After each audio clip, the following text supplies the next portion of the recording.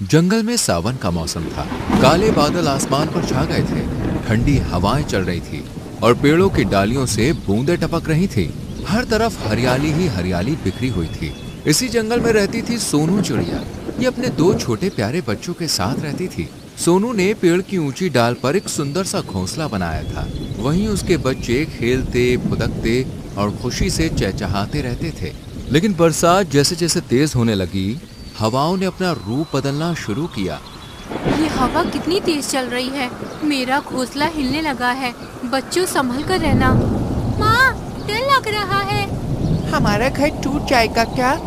बरसात तेज होती गई और देखते ही देखते सोनू का घोंसला तूफानी हवा और बारिश की वजह से टूटकर बिखर गया। बच्चे कांपते हुए सोनू के पंखों में छुप गए।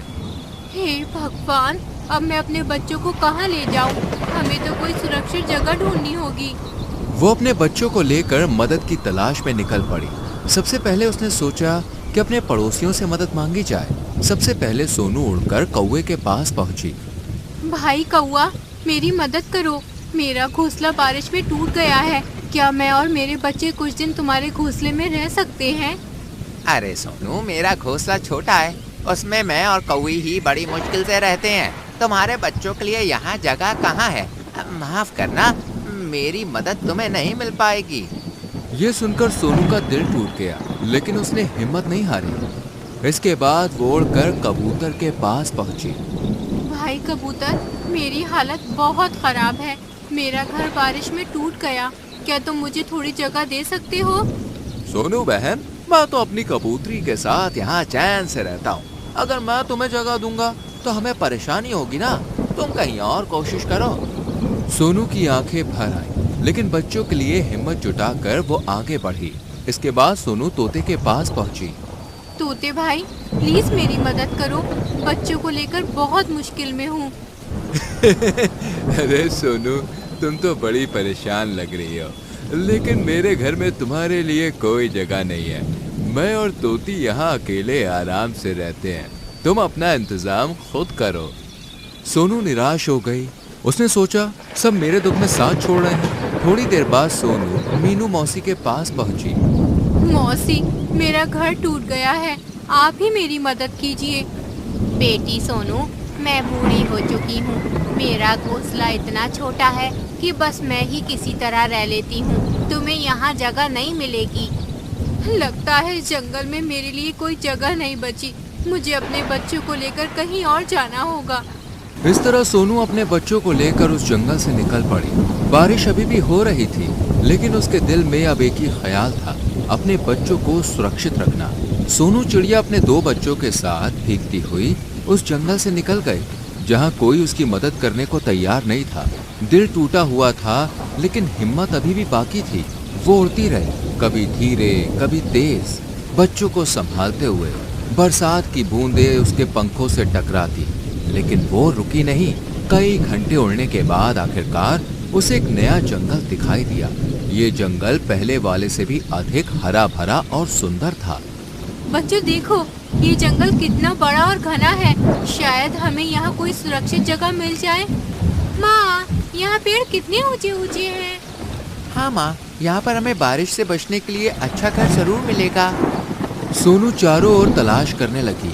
वो एक पेड़ से दूसरे पेड़ तक गई। अचानक उसकी नजर एक विशाल पेड़ पर पड़ी। उस पेड़ की सबसे ऊंची और मजबूत डाल पर पहले से ही एक बहुत बड़ा घोंसला बना हुआ था, लेकिन वो खाली था। अरे वाह, इतना बड़ा घोंसला! ये तो मेरे और बच्चों के लिए बिल्कुल सही है। लगता है इसे किसी पक्षी ने बनाकर छोड़ दिया है। माँ, क्या अब हम यहाँ रहेंगे? ये तो हमारे पुराने घर से भी ज्यादा अच्छा है। सोनू ने अपने बच्चों को घोंसले में बिठाया। घोंसला मजबूत था, मोटी टहनी और पत्तों से बना हुआ। बारिश की बूंदें उस तक पहुंच ही नहीं पा रही थी। बच्चे पहली बार सुरक्षित और आरामदायक महसूस करने लगे। शुक्र है भगवान का, मेरे बच्चों को आखिरकार छत मिल गई। माँ, यहाँ तो हमें बिल्कुल भी ठंड नहीं लग रही है। और ये जगह कितनी बड़ी है, हम यहाँ खेल भी सकते हैं। धीरे धीरे दिन बीतने लगे।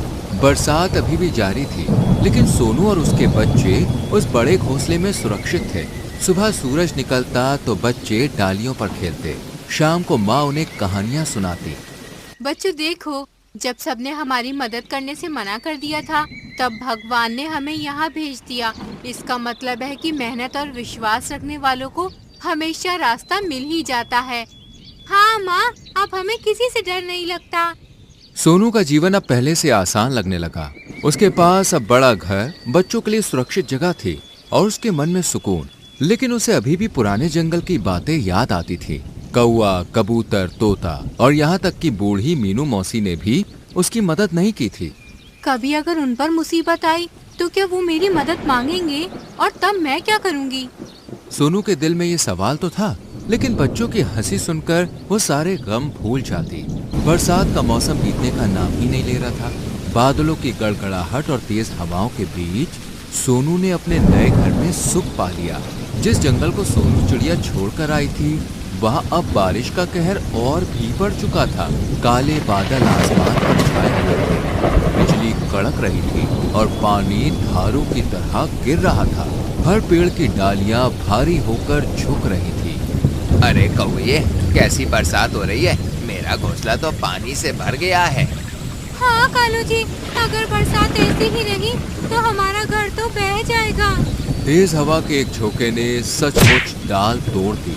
कौवा और कौई किसी तरह उड़कर दूसरी डाल पर जा बैठे, लेकिन उनका घोंसला टूटकर बिखर चुका था। उधर कबूतर और उसकी कबूतरी भी परेशान थे।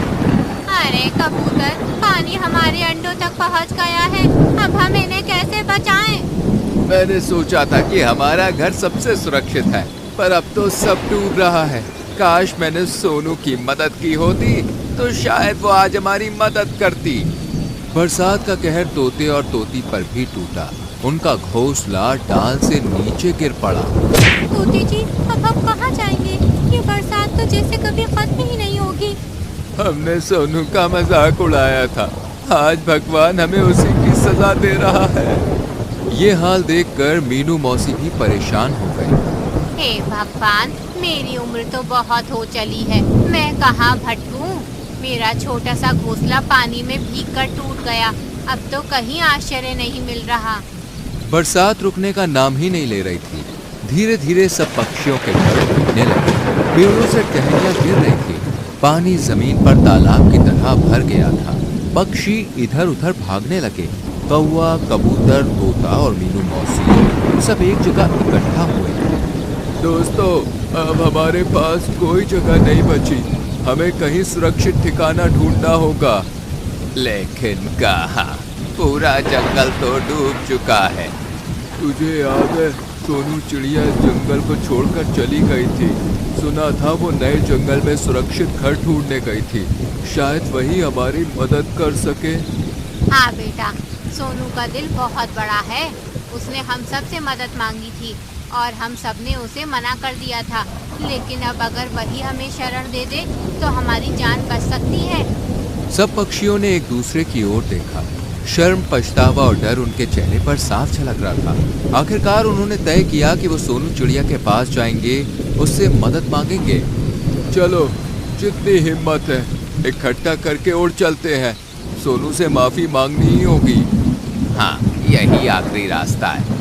इस तरह कौआ, कौई, कबूतर, तोता, तोती और मीनू मौसी सब मिलकर बरसाती आंधी में उड़ते हुए उस जंगल की ओर चल पड़े, जहां सोनू अपने बच्चों के साथ सुरक्षित रह रही थी।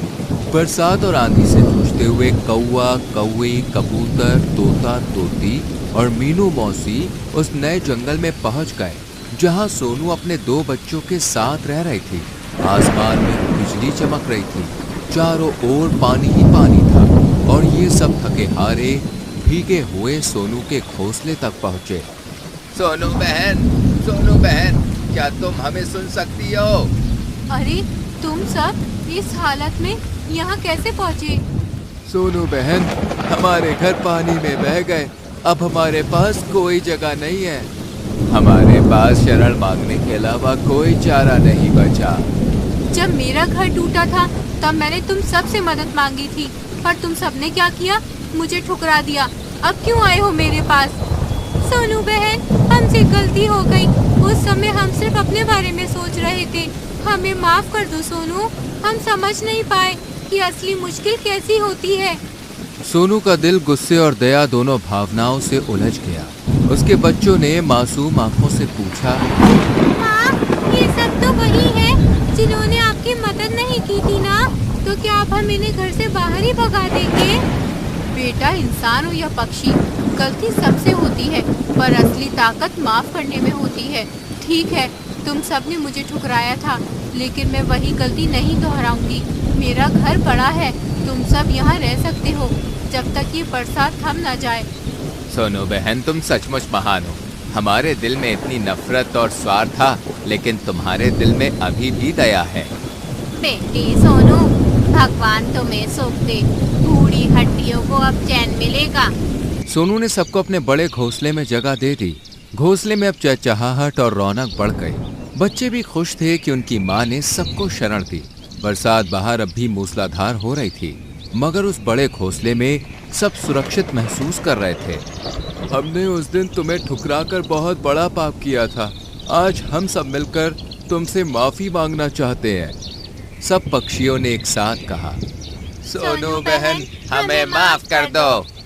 माफी देने वाला हमेशा बड़ा होता है। मैं तुम्हें माफ करती हूँ, लेकिन याद रखना, दूसरों की मदद करना ही असली ताकत है। इस तरह तूफान के बीच उस बड़े घोंसले में सभी पक्षी एक साथ रहने लगे। उन्होंने सच्चे दिल से सोनू से माफी मांगी और वादा किया कि अब वो कभी भी किसी को मुश्किल वक्त में अकेला नहीं छोड़ेंगे।